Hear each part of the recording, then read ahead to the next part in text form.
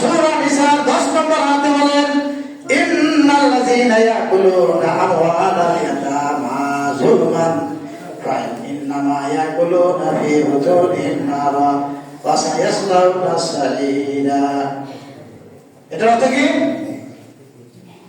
ইন্নাল্লাযীনা নিশ্চয় যারা ইয়াকুলুনা খায় আমওয়ালাল ইয়াতামা ইতিমের মাল, ইতিমের টাকা পয়সা, ইতিমের জায়গা জমি জুলুম করে, শক্তি প্রয়োগ করে, কৌশল করে।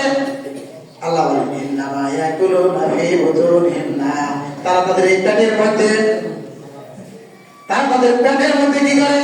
নার, আগুন ছাড়া কিছুই খায় না।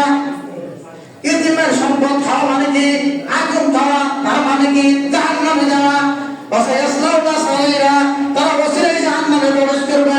এইখানে কেউ আছেন কিনা ইতিম বাতিজার সম্পদ মেরে দিচ্ছেন? আছে? ইতিমের মা অন্যায় ভাবে খাইতেছেন, এই পরিস্থিতি কেউ আছে? তওবা করেন, দাঁড়ান, তওবা করুন, আল্লাহর দরবারে খালেস করে তওবা করুন।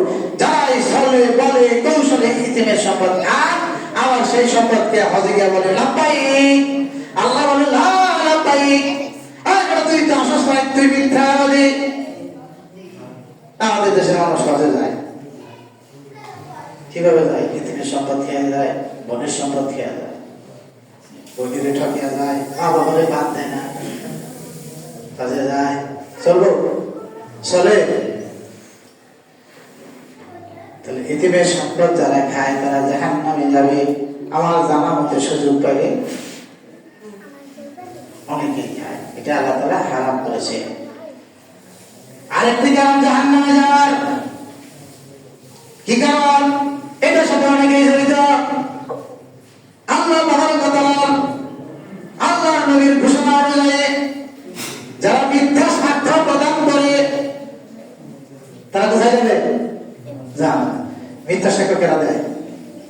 আমি না বলবো, এই যে কেস করি আমরা, কেসের মধ্যে 80% মিথ্যা কথা, অনেক ক্ষেত্রে 90%, অনেক ক্ষেত্রে 100% কেস মামলা মিথ্যা না?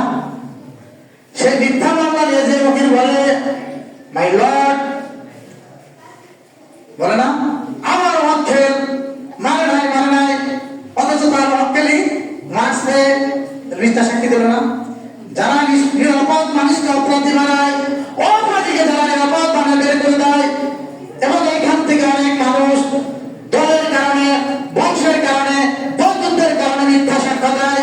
এই মিথ্যাবাদী যারা, তারা প্রত্যেকেই জাহান্নামে যাবে।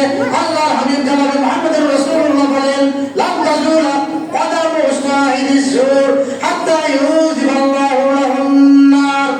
ওই মিথ্যা সাক্ষ্যদাতা একটা পাও কিয়ামতের দিন দাঁড়াইতে পারবে না যতক্ষণ আল্লাহ তাআলা তার জন্য জাহান্নামকে অবধারিত না করেন। অর্থাৎ মানে কি? জাহান্নামে যাবে। কে কে মিথ্যা সাক্ষী দেন বলেন? 300 টাকা হলে আগের দিনে পাওয়া যেত, এখন একটু বেশি, মনে 1000 টাকা লাগে। অনেক সাক্ষী রেডি আছে, 1000 টাকা দেবে, যা বলতে বলে তাই বলে। আমি তো দেখছি, বুঝছি, আমি ভুক্তভোগী জানি। এই যে মামলার সাক্ষীগুলো সবগুলো মিথ্যাবাদী, 2-1 ছাড়া। সত্য সাক্ষ্য দিয়ে যদি মামলা হতো তাহলে মামলা বাংলাদেশ থেকে 90 কইমা যাইত। উকিল মিথ্যা বলে, জজ মিথ্যা কথার উপর রায় দেয়, অনেক ফ্যামিলি ধ্বংস করে দেয়। পুলিশ একটা চার্জশিট দেয়, মিথ্যা চার্জশিট দেয় টাকার বিনিময়ে।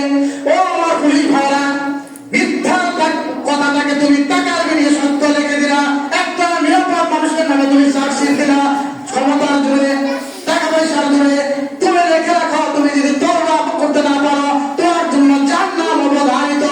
বাংলাদেশের অনেক পুলিশ নয়, 70-80% পুলিশ মিথ্যা চার্জশিট দেয়, তাই না? থানাগুলো মিথ্যার কারখানা। জজ court, magistrate court, Supreme Court মিথ্যাবাদীদের আড্ডাখানা। সত্য প্রতিষ্ঠিত করা যায় না, এত মিথ্যা থাকে, তার ভিতর থেকে সত্য বের করে না কঠিন হয়ে যায়। এজন্য আল্লাহর হাবিব জনাব মুহাম্মদুর রাসূলুল্লাহ সাল্লাল্লাহু আলাইহি ওয়াসাল্লাম বলেন, যারা মিথ্যা সাক্ষী দিবে, মিথ্যা কথা লিখবে, মিথ্যাবাদীর পক্ষাবলম্বন করবে, লান তাজুলা কদামু শাহিদিস জুর হাত্তা ইউজিবাল্লাহু লাহুন নার, যতক্ষণ পর্যন্ত জাহান্নাম তার জন্য